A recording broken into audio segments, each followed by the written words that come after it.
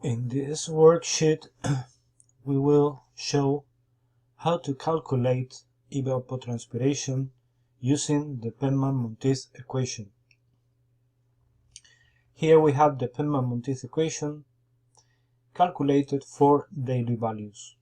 Therefore, we will have units of millimeters per day, which means liters per square meter per day.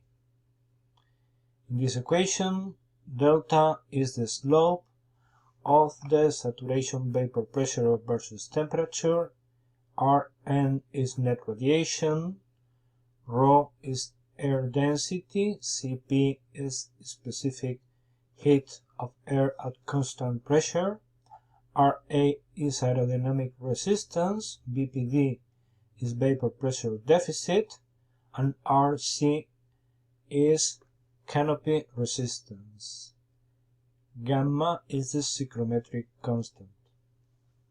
Well, you see here that in this blue background indicates input data. We have first daily values of weather variables, Tmax, maximum temperature, Tn, minimum temperature. This is the maximum relative humidity, minimum relative humidity, wind speed, and solar radiation. In fact, average temperature is not an input per se, but is calculated as the average of maximum and minimum temperature. We have also the day of the year, which means the day starting on January 1st, which is the day of year 1, to December 31st, which is day of year 365. Then we have also inputs related to the crop or the surface, like the albedo, which is the reflectivity for short-wave radiation, the height of the crop, and the canopy resistance. We have also, and we distinguish by writing in red, the latitude and the altitude of the location. Here we have values of 37.85 degrees, which is Cordoba, Spain, and altitude 100 meters. So we have, on the one hand, inputs related to daily weather data. We have also data related to the location, latitude and altitude, and then we have data related to the canopy or surface that it's considered. In this case, we have an albedo 0.23 is for grass. We have here values for grass, for a water pond, or for a wet soil. We have albedo for grass is 0.23. The height of the grass, according to the FAO definition for reference evapotranspiration, is 0.12 meters. And the canopy resistance is 69 seconds per meter. Then the worksheet will do the rest of the calculations. We have first calculations related to radiation. First of all, the solar declination is calculated using this formula, declination. Note that we use this right part.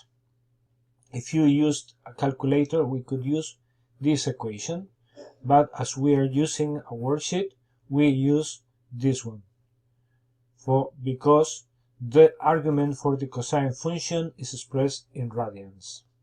So declination is a function only of the day of the year. If we click here, we see this formula using the notation used by Excel. Once we have calculated the solar declination in degrees, we convert it to declination in radians, simply by multiplying by P and dividing by 180. Second, we calculate the parameter HS, which is the arc cosine of minus tangent of latitude, tangent of declination. Remember, the latitude is 37.85 and the declination in rads is here. So we apply this equation for calculating HS. Then the next step is calculating dr, which is expressed in this equation. We use this equation because we are operating in radians in Excel. So we calculate dr, which is the correction reflecting the changes in the distance from the Sun to the Earth to calculate extraterrestrial radiation. Once we have dr, we calculate extraterrestrial radiation, R sub A, using this equation. In this equation, this is dr that we have just calculated, and lambda is latitude, delta is declination, and HS is the parameter that we calculated before. So we apply this equation to calculate the extraterrestrial radiation. Then we can compute n over n, which is the fraction of hours during which the sky is clear. N over n would be the fraction of clear sky. And this is calculated using the measured solar radiation at the weather station, is this value, and also the extraterrestrial radiation. This fraction of clear sky can only get values between 0, completely overcast sky, and 1, completely clear sky. Then we calculate the maximum number of the maximum duration of sunshine, or day length. Day length is calculated simply as a function of HS. Note that HS is half of the day length expressed in radians. Well, now we will perform some calculations related to vapor pressure. First, we calculate vapor pressure at saturation for maximum temperature. For calculating saturated vapor pressure, we use this equation. It is only a function of the temperature in degrees Celsius. So we calculate here saturation vapor pressure for the maximum temperature, then we calculate the saturated vapor pressure for minimum temperature in this, and now we can calculate what is the actual vapor pressure for the maximum temperature. At this moment, when maximum temperature occurs, we assume that minimum relative humidity is occurring, which is this one. So we compute the actual vapor pressure at the time of the maximum temperature by multiplying ESX, the saturated vapor pressure at the time of the maximum temperature, multiplied by the relative humidity, the minimum value of relative humidity, divided by 100. We do the same for the time of the minimum temperature, which is coincident with the maximum relative humidity. Therefore, the mean vapor pressure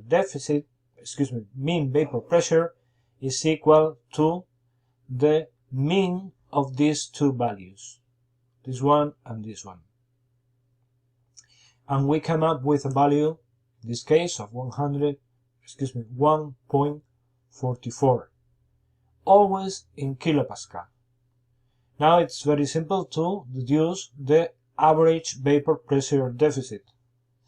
Also using the values of saturated vapor pressure at maximum temperature, relative humidity, minimum value, and saturated vapor pressure deficit for minimum temperature and maximum relative humidity. Now, as we know the mean value of vapor pressure, this one, we can compute the losses of long-wave radiation.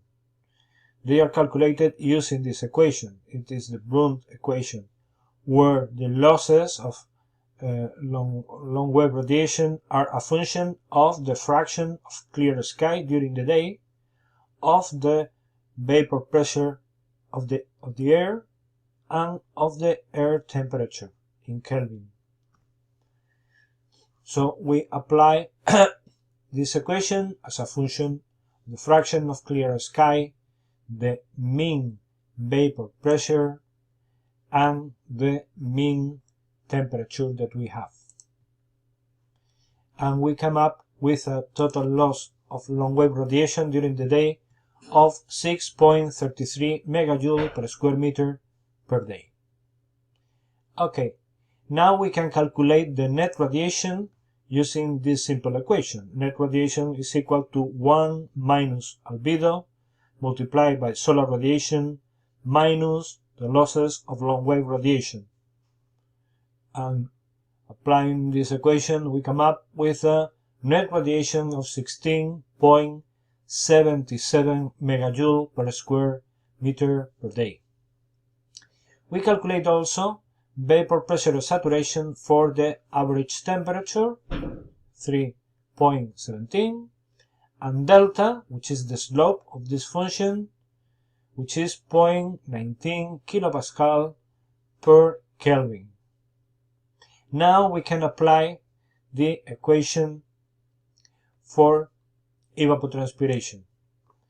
But hold it, we still need to know ρ and Cp and aerodynamic resistance.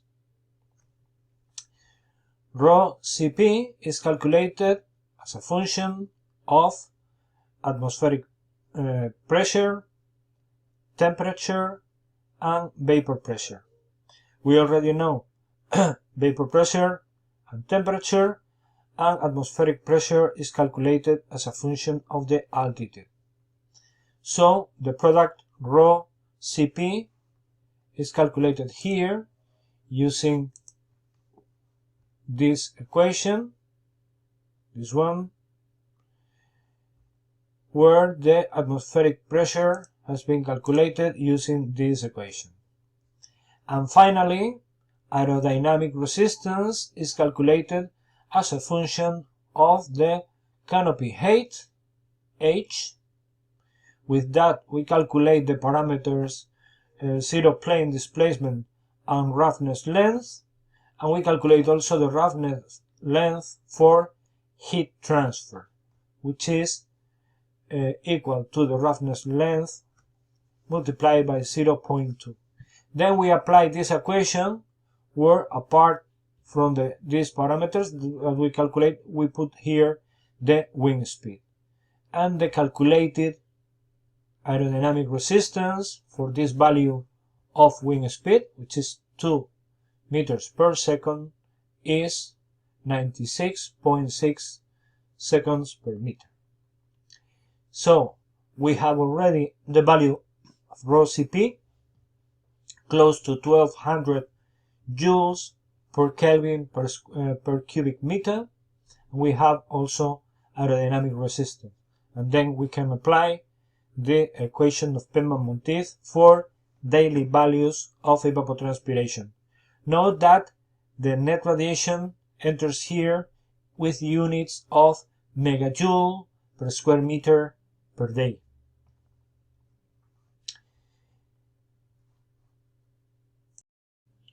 This worksheet can be used to calculate evapotranspiration for different locations, different surfaces, and different weather conditions. In this case, we are working for the conditions of Cordoba, 37.85 degrees north, and an altitude of 100 meters. We have data for 4 days. These are 2 days in the summer. Day of year 180 is a summer day that is either completely clear with solar radiation 30 megajoules per square meter per day, or completely overcast 10 megajoule per square meter per day. The maximum and minimum temperature for the clear sky conditions are 35-15, and for the cloudy day 27.5, 22.5. Look that we have chosen to use the same average temperature. Then the extreme values of relative humidity are 70-30 for a clear sky and 80-40 for the cloudy day. In the two cases we have 2 meters per second of wind speed. We have also a winter day, day of year 30, would be January 30th, with an average temperature of 8 degrees, with extreme temperatures 16-0 for a clear day and 10-6 for a cloudy day. Solar radiation for the clear day is 14, and for the cloudy day is 5. Okay, maximum relative humidity in both cases for both cloudy and clear day are 98 and 60 for the clear day for minimum relative humidity and 75 for the cloudy day. With these conditions, we come up with these values of evapotranspiration. See that we have here the input data correspond to a grass surface. Albedo 0.23, height 0.12, canopy resistance 69. This is, by definition, the grass defined by FAO as a reference surface for calculating reference evapotranspiration. We could change the surface, for instance, and try to calculate the evapotranspiration of a water pond. To do that, we get the values. For instance, here in this area we have 3 cases: grass, water pond, or a wet soil. So we copy the values of albedo and canopy height, and now we put here the value of canopy resistance. See that canopy resistance for surface for free water is 0. For 2 meters per second of wind speed, the calculated aerodynamic resistance is 313.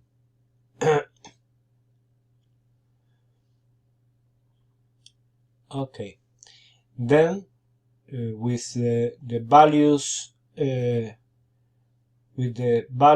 of canopy resistance and aerodynamic resistance, the computed evapotranspiration for these 4 days are 7.4, 2.6, 1.31, 0.77. Let's put them here for comparison.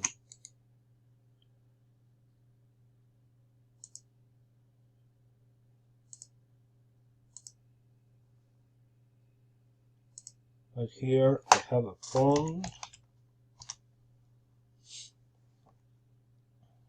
Let's see, right, grass. For grass, the values and 69, and then we copy the values of ET for grass. Oh, sorry. We need to write the values.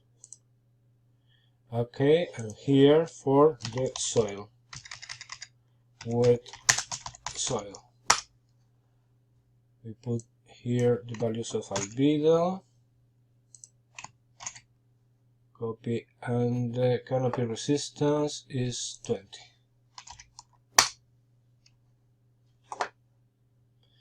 And then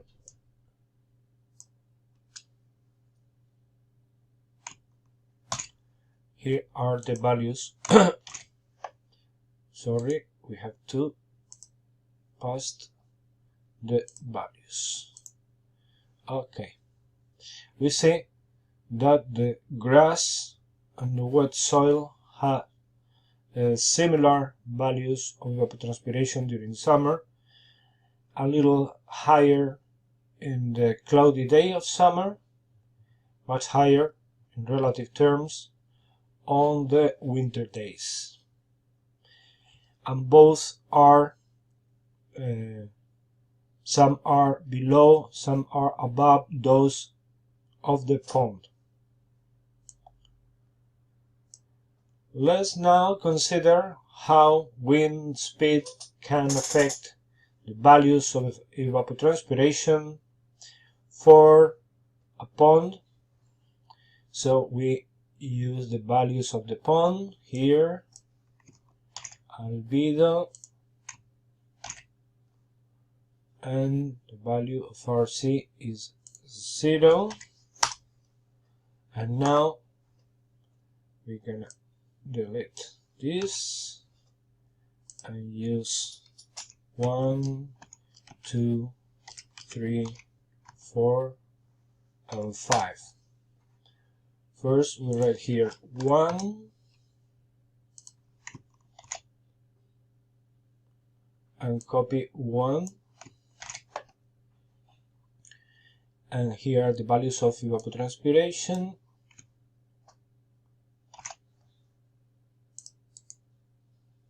Past the values. Now we put here 2, and then we copy here 2, and then the values of evapotranspiration are copied to the second column as the values. We write 3, we pass 3 here, and we take the values of evapotranspiration,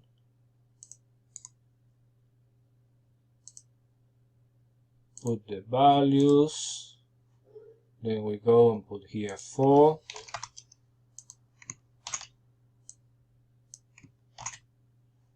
and get the values.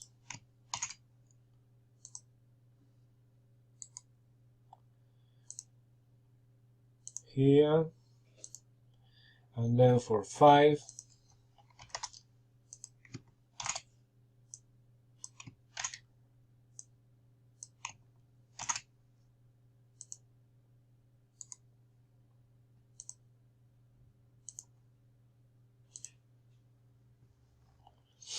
here it is clear that increasing wind speed is, well, this is a very interesting result, as it is clear that when the vapor pressure deficit, look at these values, we're gonna write the values of average vapor pressure deficit here. Sorry, we write values. As the vapor pressure deficit decreases, we get closer to what is called the equilibrium evaporation. So if the vapor pressure deficit is low, the evapotranspiration is not affected by wind speed. With 1.37, the effect of wind speed is very small. And the effect of wind speed is only remarkable when we have a high vapor pressure deficit, like here, where we go from 6.8 at wind speed 1 to 9.15 at wind speed 5. So it is clear that under extreme conditions, like very small vapor pressure deficit, evapotranspiration is little affected by wind speed. With this worksheet that you will find the link in the text accompanying this video, and you can use it at your own risk. It is interesting that we can also change the location, or change the surface, or change here the weather data. We can add as many lines here below as we want to calculate evapotranspiration for the different conditions. When we put the grass conditions specified here, we would get here the reference evapotranspiration. The reference evapotranspiration according to the FAO calculation method.